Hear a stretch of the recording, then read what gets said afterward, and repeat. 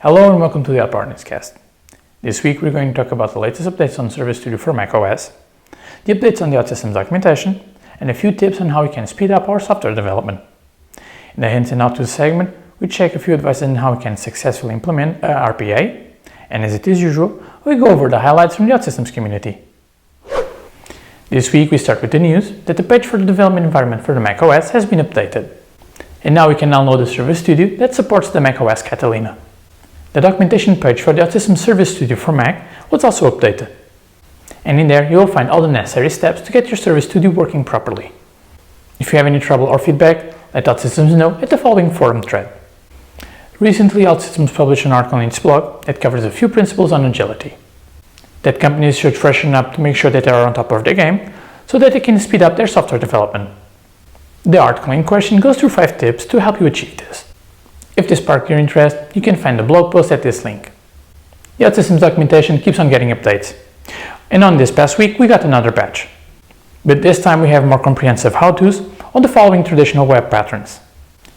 And as it was mentioned before, please check them out and provide Outsystems with feedback by giving the how-to a thumbs up or down. You can also provide a written feedback or propose changes by editing them via GitHub. It's important that we do this, because with our feedback, the Outsystems team in charge of this process will be able to know which how-tos need a bit more of attention. You can reach the forum post related with this by navigating to this page.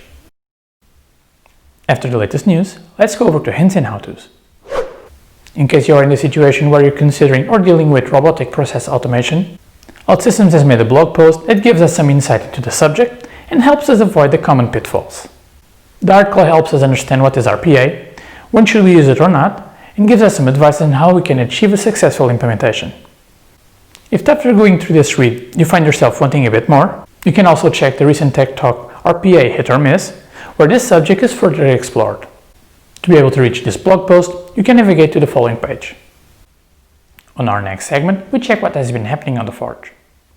This week on the Forge, after doing the usual scan on the deployments by the community members, we ended up with the following picks.